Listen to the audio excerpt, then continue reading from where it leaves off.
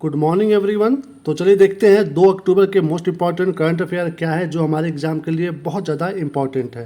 तो सबसे पहले हम देखेंगे 21 डेज़ का चैलेंज जो हम डेली फॉलो कर रहे हैं। हमको मिनिमम 21 डेज़ तक फॉलो करना है। अगर आप आज शुरू कर रहे हो तो आपको मिनिमम 21 डेज़ तक ये डेली फॉलो करना है बिना ब्रेक लिए। आपको सिंपली क्या करना है, ये 5 टास्क डेली फॉलो करना है और ख़ुद को ईमानदारी के साथ नंबर देना है। 5 में से जितना भी आप प्राप्त करोगे वो कमेंट करके बताना है आपको। ये डेली फॉलो करना है क्योंकि ऊपर देखिए क्या लिखा हुआ है, 99% इसको फॉलो करने में फेल हो जाते हैं, बस 1% सफल होते हैं इसको फॉलो करने में। तो हमें उस 1% में आना है किसी भी तरह से। बस ये सिंपली 5 टास्क डेली फॉलो करना है मिनिमम 21 डेज़ तक। ओके, चलिए देखते हैं आज 2 अक्टूबर को क्या है कोटेशन। तो यहाँ पे दोस्तों कोटेशन नहीं है, कोटेशन से भी बहुत बड़ी चीज़ है यहाँ पे। आज हमारे देश के 2 महानायक कौन कौन, लाल बहादुर शास्त्री जी और महात्मा गांधी, ये दोनों लोगों का आज जन्मदिन है। बट हमारे देश में बहुत लोगों को बस यही पता है कि आज गांधी जी का जन्मदिन है। लाल बहादुर शास्त्री जी के बारे में बहुत ही कम लोग जानते हैं कि आज उनका भी जन्मदिन है। देखिए ये बहुत ही फेमस पर्सनालिटी है हमारे देश के। ये क्या थे, हमारे देश के दूसरे नंबर के प्राइम मिनिस्टर थे। यानी कि पहले नंबर पे कौन थे, पहले नंबर पे जवाहरलाल नेहरू, उसके बाद हमारे देश के प्राइम मिनिस्टर यानी कि प्रधानमंत्री लाल बहादुर शास्त्री जी ही बने थे। और इनकी सबसे फेमस चीज़ ये है कि ये बहुत ही ईमानदार व्यक्ति थे। इनकी ईमानदारी इस चीज़ से आप जान सकते हो कि एक बार जब ये अपने पद पे थे, पीएम पद पे, तो इनकी गाड़ी जो थी सरकारी गाड़ी, उसको यूज किए थे इनके पुत्र ने। कुछ दूरी बस किलोमीटर कुछ चलाए थे उसको, तो उतने किलोमीटर में जितना भी तेल लगता और उसका जितना पैसा बनता उतना पैसा इन्होंने ला करके सरकारी खजाने में जमा किया था। तो सोचिए किस लेवल के ये ईमानदार व्यक्ति थे, तो इनसे हमें क्या सीखनी चाहिए। ओके, तो ये हो गए। उसके बाद देखिए यहाँ पे हैं महात्मा गांधी जी। इनके बारे में आप बहुत ही अच्छे से जानते होंगे, और अगर नहीं जानते हो तो जान लो कि ये हमारे देश के ऐसे व्यक्ति थे जो पहली बार हमारे देश के सभी आम जनता में ये भावना पैदा कर पाए कि हमें आज़ादी चाहिए। इनका सबसे बड़ा योगदान यही है, सबसे बड़ा, कि आम जनता को भी ये जगा पाए कि उठो जागो और अपनी आज़ादी की लड़ाई के लिए लड़ो। आज हमारे देश में इनको बहुत सी ऐसे लोग हैं जो गाली देते हैं, भला बुरा कहते हैं, बट मेरा ऐसा मानना है कि आप जो भी आप हमारे स्टडी स्मार्ट की आर्मी हो, आज से आप महात्मा गांधी को, इसी इनको ही नहीं, किसी भी फ्रीडम फाइटर को गलत तरह से मत देखो या फिर उनको भला बुरा मत कहो। जो भी हमारे देश के फ्रीडम फाइटर रहे हैं वो उस समय के हिसाब से जैसा भी उचित रहा है वो स्टेप उन्होंने लिया है। हर एक फ्रीडम फाइटर, बस एक यही उद्देश्य था कि हमारे देश को आज़ादी मिले। तो ये बस मेन मोटो था उनका। काम करने का तरीका अलग अलग था, लेकिन मेन लक्ष्य यही था कि हमें आज़ादी मिले। तो यही वजह है कि हमें हर एक फ्रीडम फाइटर को अच्छी नज़र से देखना चाहिए, उनका सम्मान करना चाहिए और उनके किसी भी कार्य को उस समय के हिसाब से देख करके, सोच करके फिर कुछ सोचना चाहिए कि वो अच्छा था कि बुरा था। और अगर बुरा भी रहा हो तो कोई बात नहीं, क्योंकि वो अगर वो काम नहीं किए होते तो आज हमें आज़ादी मिलने में देरी हो सकती थी, लेट मिल सकती थी। हो सकता है शायद अभी तक हम लोग आज़ाद नहीं रहते, गुलामी रहते। तो बहुत सी चीज़ें हो सकती थी अगर वो लोग वो डिसीजन उस समय में नहीं लिए होते। तो कोई भी फ्रीडम फाइटर हो, सबका सम्मान करना है बराबर नज़र से, किसी को भी कम या ज़्यादा प्यार नहीं करना है, इक्वली प्यार सम्मान देना है। ये सोचिए एक वकील थे, अच्छे खासे वकील, अफ्रीका गए थे।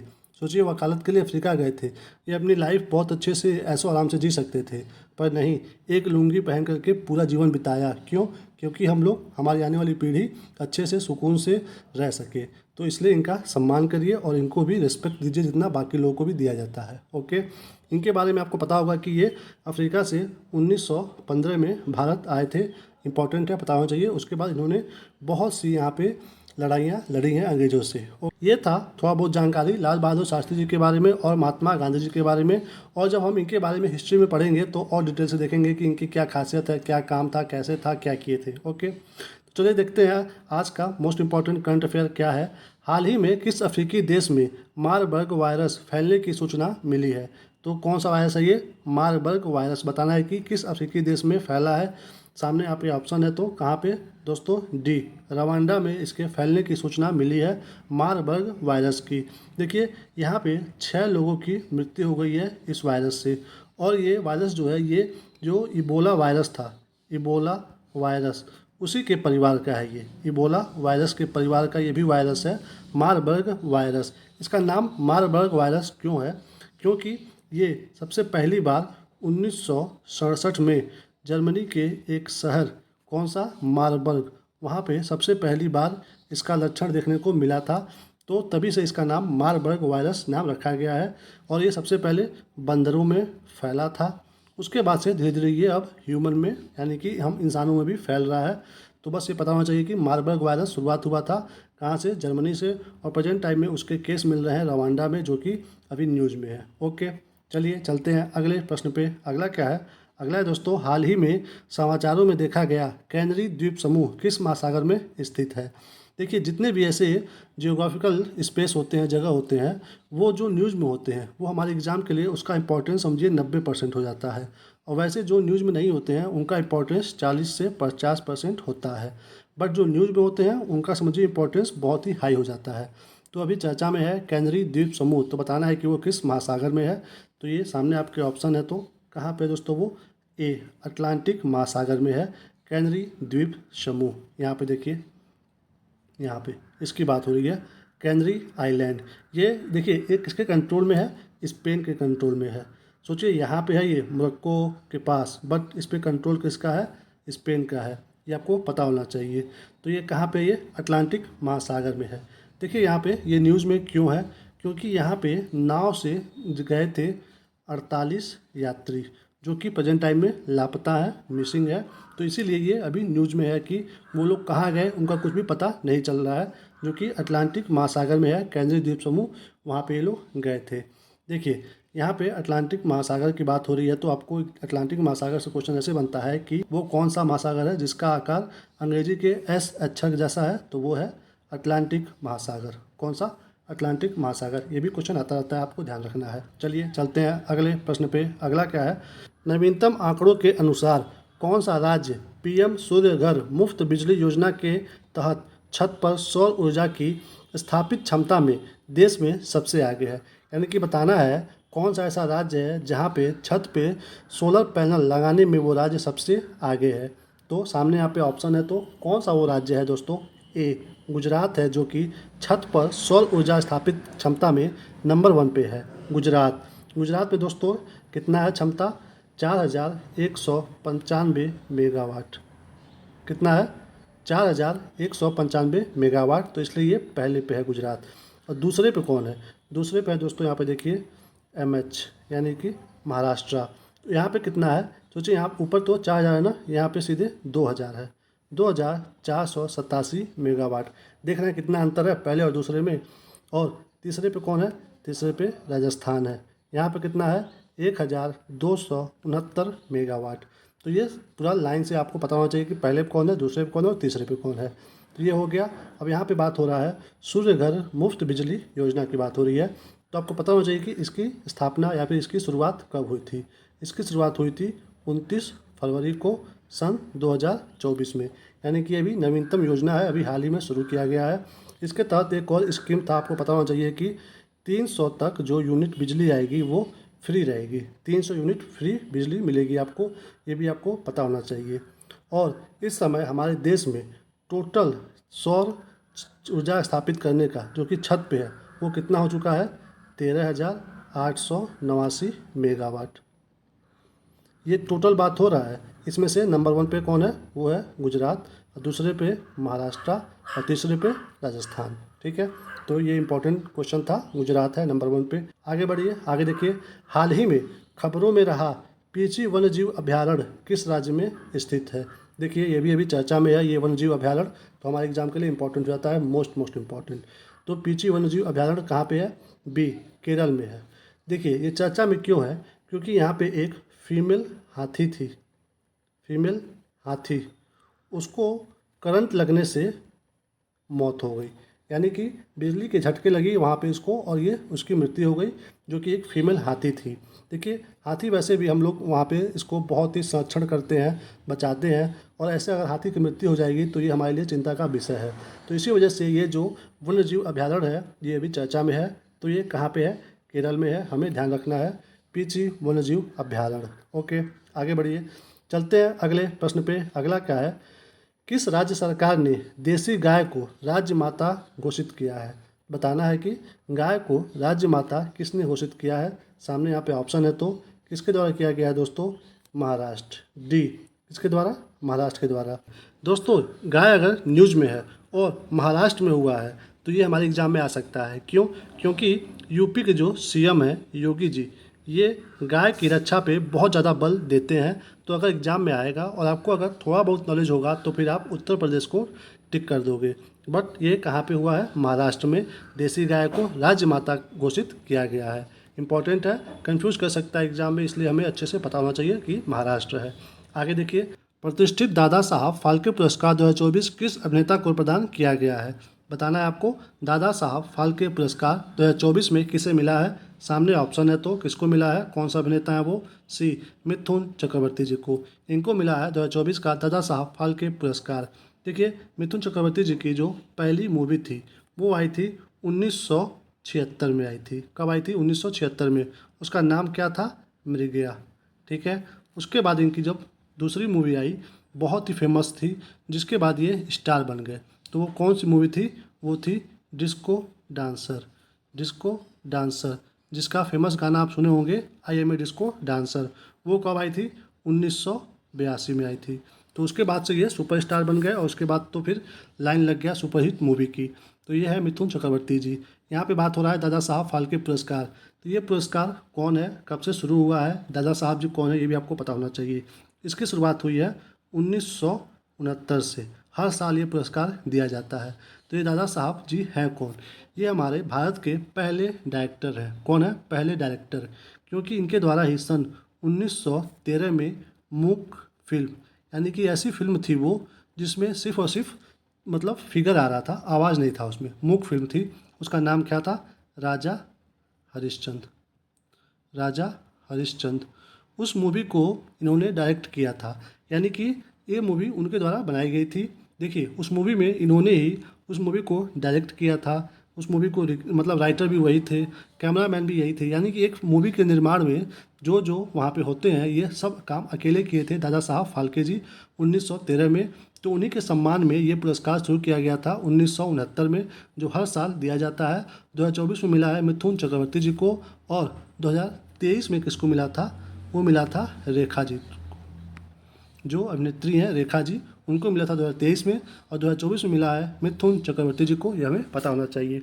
ओके, चलिए यहाँ पे एक चीज़ और जान लीजिए आप कि दादा साहब फाल्के पुरस्कार सबसे पहले किसे मिला था? तो वो मिला था देविका रानी जी को सबसे पहली बार। ओके, क्या पता ये भी पूछ दे एग्जाम में, इसलिए हमने यहाँ पे बता दिया आपको।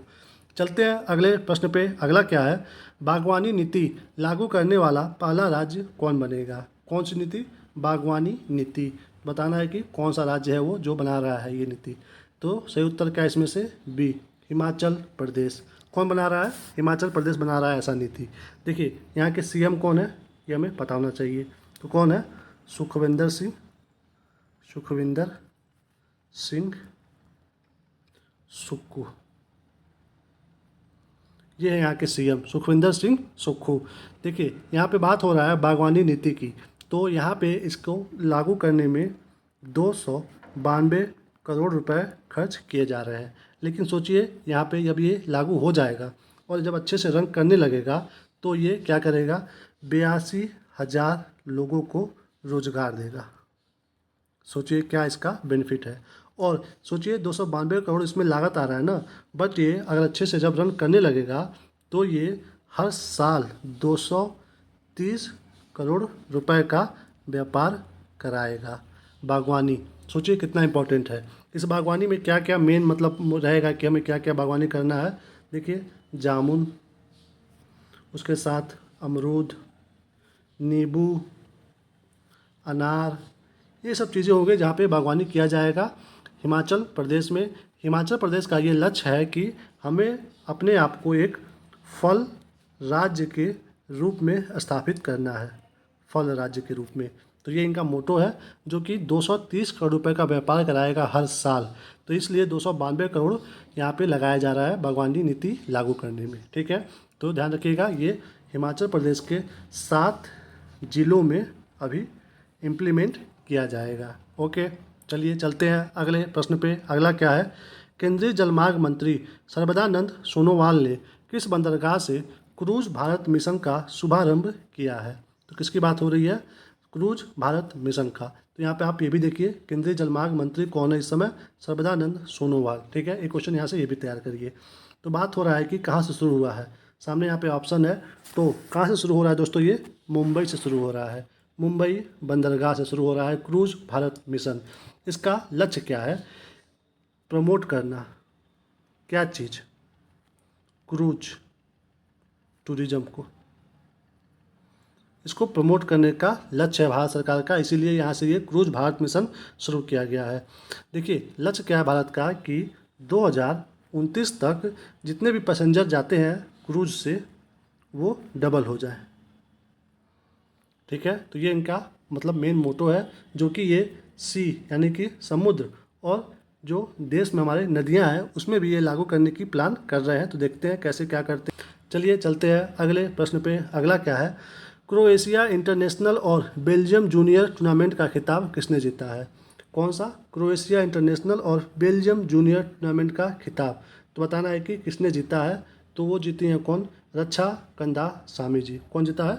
रक्षा कंदासामी जी। देखिए ये बात हो रही है इंटरनेशनल जो ये जूनियर टूर्नामेंट है, तो ये है किस चीज़ से संबंधित? तो ये है बैडमिंटन से संबंधित। आपके एग्जाम में अगर पूछ दे नाम दे करके किस गेम से संबंधित है ये टूर्नामेंट, तो बैडमिंटन से संबंधित है। और यदि इनका नाम दे करके पूछ दे कि ये जो खिलाड़ी है ये इनका संबंध किस खेल से है, तो बैडमिंटन से है।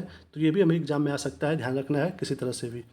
आगे बढ़ते हैं, चलते हैं अगले प्रश्न पे। अगला क्या है, भारत कजाकिस्तान संयुक्त सैन्य अभ्यास काजिंद 2024 का 8वां संस्करण कहाँ शुरू हुआ है?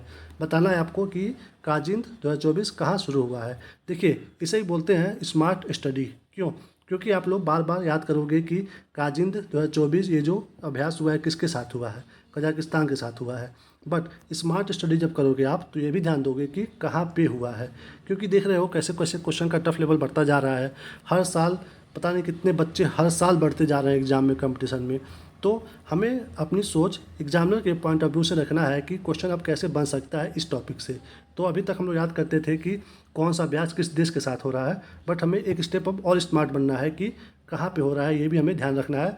तभी हम अपने एग्ज़ाम में 80% बच्चों से आगे निकल पाएंगे। हमें बताना है भारत कजाकिस्तान के बीच में काजिन 2024 कहाँ पे हो रहा है। सामने यहाँ पे ऑप्शन है, तो कहाँ पे हो रहा है दोस्तों? ये हो रहा है उत्तराखंड में। कहाँ पे हो रहा है? उत्तराखंड में हो रहा है दोस्तों, उत्तराखंड। यहाँ पे देखिए कजाकिस्तान की बात हो रही है और काजिन 2024 की बात हो रही है। तो हमें पता होना चाहिए कि कजाकिस्तान कहाँ पे है, इसकी राजधानी क्या है, ये सब चीज़ हमें पता होना चाहिए। देखिए यहाँ पे ये 8वां संस्करण है। ठीक है, यहाँ पे 120 जो सैनिक हैं भारत के, वो भी किस बटालियन के हैं? तो वो हैं कुमाऊँ। कुमाऊँ जो रेजिमेंट है उसके 120 सैनिक यहाँ पे भाग ले रहे हैं इस काजिन 2024 का जो सैन्य अभ्यास है उसमें 120। तो ठीक है, ये तो हो गया अभ्यास के बारे में। अब हम देखते हैं यहाँ पे जो कजाकिस्तान कंट्री है उसके बारे में देखते हैं थोड़ा सा, जो भी हमारे लिए इम्पोर्टेंट है एग्जाम के लिए। कजाकिस्तान दोस्तों ये इसके ऊपर जो है रूस है, यहाँ पे कजाकिस्तान है, और यहाँ पे उज्बेकिस्तान है, और यहाँ पे कजाकिस्तान है। तो इन दोनों के बीच में एक पाया जाता है सागर, जो कि बार बार हमारे एग्जाम में पूछता है। तो वो कौन सा सागर है? अरल सागर है, अरल सागर है। और यहाँ पे भी एक झील पाया जाता है जो कि एग्जाम में बार बार हमारे पूछता है। तो वो कौन सा झील है? तो वो है, यहाँ पे लिख के बता रहा हूँ, बलकास झील। तो ये झील और प्लस ये सागर कजाकिस्तान में है। ठीक है, अगर आपको पेयर में देकर के पूछ दे कि अरल सागर किन दो देशों के मध्य में है, तो कजाकिस्तान और उज्बेकिस्तान के। ठीक है, कजाकिस्तान और उज्बेकिस्तान, इसके ऊपर क्या है? रूस है। ठीक है, तो ये लोकेशन आपको पता होना चाहिए। अब यहाँ पे देख लीजिए कजाकिस्तान की राजधानी और उसका मुद्रा। ठीक है, तो इसकी राजधानी क्या है? तो वो है अस्ताना। क्या है? अस्ताना। और इसकी मुद्रा क्या है? तो वो है तेंगे। वो मत समझिएगा कि तेंगे तेंगे वाला जो गाना चला था वो नहीं, इसका एक अलग नाम है तेंगे। ओके, और इसकी राजधानी क्या है? अस्ताना है। ओके, तो ये बेसिक जानकारी हमें पता होना चाहिए। इसी के साथ हम इस वीडियो को यहीं पे समाप्त करते हैं। Thank you for watching. इस वीडियो से थोड़ा सा भी आपको इन्फॉर्मेशन मिला हो तो प्लीज़ वीडियो को लाइक करिए, शेयर करिए और जैसा भी आपका रिव्यू हो वो कमेंट करिए, अच्छा बुरा जैसा भी हो हम पढ़ेंगे और रिप्लाई भी देंगे। चैनल पे नए हो तो प्लीज़ चैनल को सब्सक्राइब भी कर लीजिए। अपना ख्याल रखिए, मुस्कुराते रहिए, अपनी परीक्षा की तैयारी में मन से लगे रहिए। बस आपको क्या रखना है, बिलीव रखना है अपने ऊपर। क्या रखना है, बिलीव। बस आपको ये रहेगा तो आप किसी भी एग्जाम को क्रैक कर लोगे। बस आपको बिलीव रखना है अपने ऊपर। ओके, मिलते हैं आपको अगले वीडियो में, तब तक के लिए जय हिंद, जय भारत, जय माता दी।